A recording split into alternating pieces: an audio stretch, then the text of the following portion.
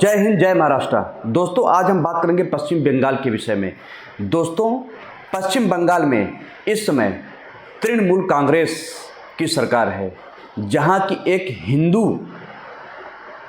महिला मुख्यमंत्री है, जिनका नाम ममता बनर्जी है।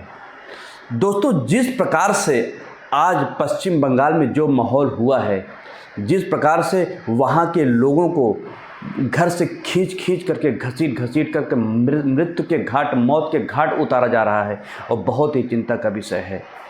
और तो और वहाँ की महिलाओं को जिस प्रकार से प्रताड़ित किया जा रहा है, उनकी आबरू को छीना जा रहा है, उनकी आबरू को लूटा जा रहा है, यह बहुत ही चिंता का विषय है, बहुत ही निंदनीय है। और यह किसके राज्य में हो रहा है? यह ममता बनर्जी के राज्य में हो रहा है, जो खुद महिला हैं और वो महिला की सुरक्षा नहीं कर सकती हैं। आप बताइए कि पश्चिम बंगाल भारत का हिस्सा है कि नहीं है? आज पश्चिम बंगाल में क्या हिंदू नहीं रह सकता? क्या हिंदुओं को अपना त्यौहार, अपना धर्म मनाने की आज़ादी नहीं है? आज ये दिन आ गया कि हिंदू निकाल करके मारे जा रहे हैं। आप हमको बताइए कि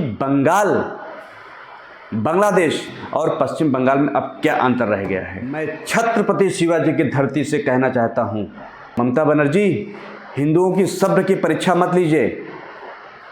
अब हिंदू बैठेगा नहीं, अब हिंदू जागेगा। आप उनके महिलाओं का रेप होता रहेगा और हिंदू बैठ के देखता रहेगा, और आप बैठ करके वहाँ पे तमाशा देखेंगी। आज वहाँ पर इतनी बड़ी घटनाएं हो रही हैं, और आप एक भी पीड़ित महिला से, एक भी पीड़ित परिवार से आप जाकर के मिली नहीं हैं। और उसी घटना के दौरान आप जाके मिलती हैं तमाम इमामों से, जो उस घटना के लिए जिम्मेदार हैं। शर्म आनी चाहिए ममता बनर्जी आपको।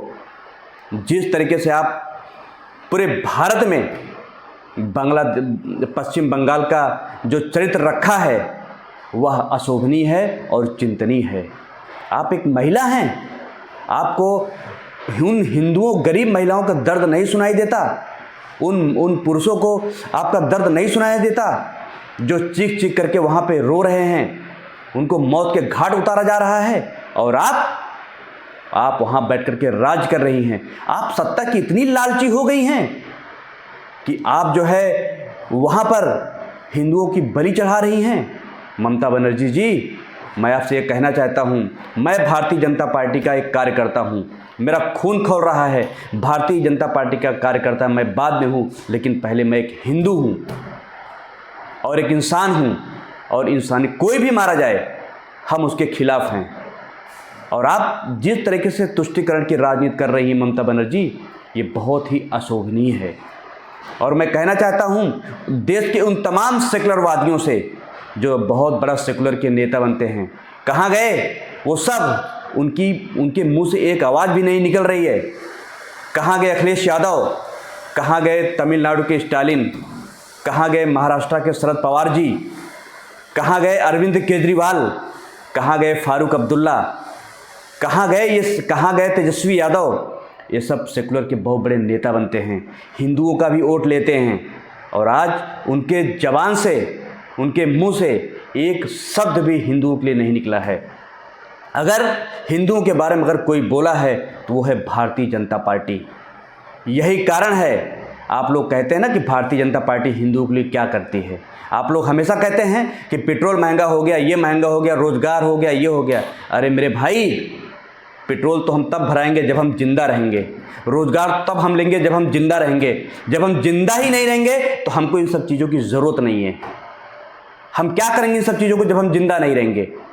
आज हिंदुओं की जो दर्द है, हिंदुओं का जो दर्द है, उसका बांटने का काम भारतीय जनता पार्टी कर रही है। यह है भारतीय जनता पार्टी, यह है हिंदुओं की हितैषी भारतीय जनता पार्टी। और आप लोग सिर्फ और सिर्फ दलित और तमाम ST OBC तमाम हिंदुओं को बांट करके आप सिर्फ राज करना चाहते हैं।